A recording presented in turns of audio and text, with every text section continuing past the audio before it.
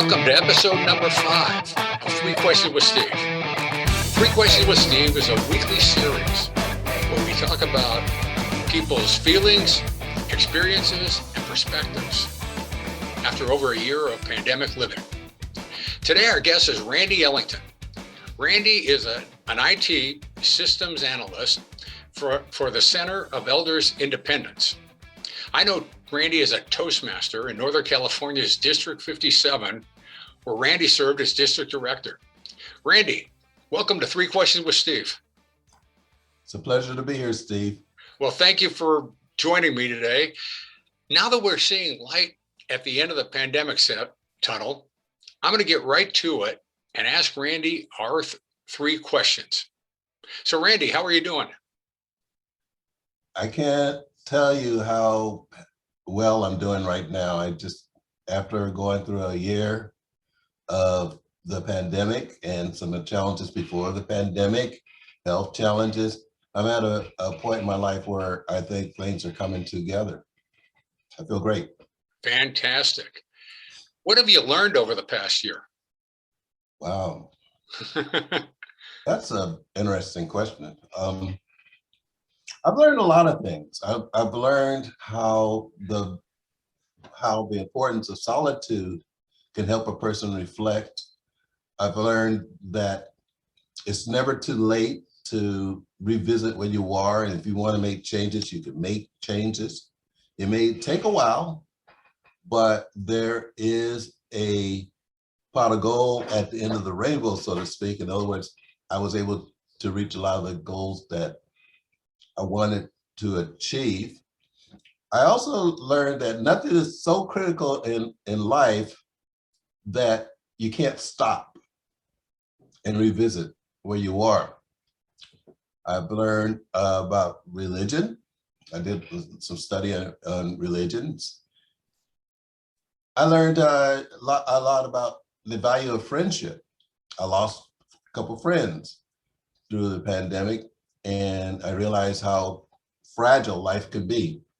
So to answer your question in a nutshell is I learned quite a few things, and a lot of them have helped me become a better person than I was before the pandemic. So what action steps are you taking as we move forward? Action steps, that's good.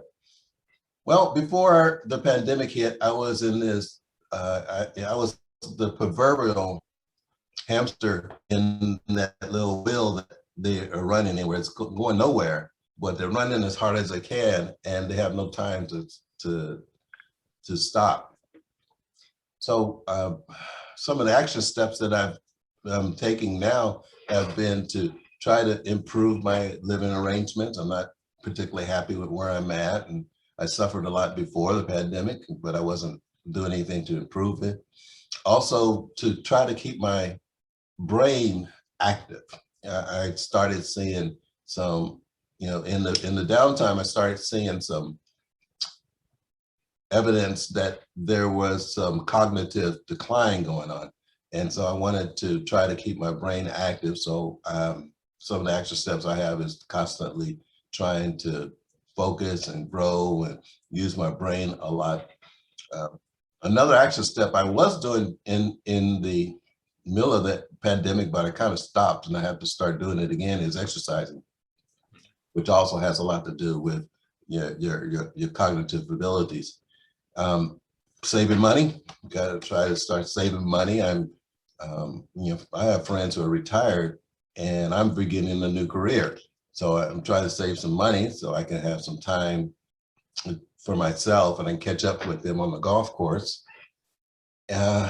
And then I'm just trying to embrace the friends that are in my life. I mean, there's a lot of special people. A lot of them are in Toastmasters that I see infrequently because of the district events and the international events. But the value of that friendship also transcends being present, in that people will reach out, and I try to reach out to them. So another action step is try to be closer to those who are close to me. Well, excellent. So Randy's told us how he feels, what he's learned, and what action steps he's taking moving forward. Randy, can you also tell us about the Center for Elders Independence? That'd be my pleasure. Great. The Center of Elder Independence is a phenomenal organization. Their goal, their mission is to help elders and senior citizens continue to live an independent life as they get older. As people get older, their independence is threatened, and some of them wind up in nursing homes. But what the Center of Elder Independence does is gives people an opportunity to continue to live within their homes and with their families by providing meals to the participants, transportation to and from their medical appointments, to their doctors. They provide activity sessions like bingo. I'm involved in a program right now that teaches senior citizens how to use iPads. And once they graduate, they are given an iPad so that they can continue to communicate with distant family, but also stay abreast of what's going on in the world. We have case managers, social workers, we have nurses, we have therapy. I can go on and on, but basically it's a healthcare company focused on senior citizens to allow them to continue to live an independent life in their later years. Excellent. And at the beginning of the show, I mentioned that you and I are fellow Toastmasters, and you've got some evidence of that behind you. Can you tell us about your Toastmasters experience? I can't point at them, but those are some of the more significant evidence of some of the roles I've taken. Most of these, I think all of these are in District 57. The one on my head is my DTM. Everybody has a DTM, who recognizes DTM, recognize that one. I think the one that's over here is my district director over my, it's hard to tell what side I'm on, but over one shoulder is my district director award. Over the other shoulder is my Toastmasters Leadership Dean Award given to me by District 57. But all of these are what I've done in District 57, say in the last 6 years, or actually 7 years now. Well, and they're very dear to me, although District 57 was the most recent district I was in. I was in other districts before. Right. You've been a Toastmasters a long time, and that DTM's a big deal, and it was well deserved. DTM, for those who are not in Toastmasters, is the Distinguished Toastmaster, right, which is the highest educational award a Toastmaster can receive. So Randy is I want to add, Steve, that these awards are the sum total of a lot of personal growth for me in a short period of time.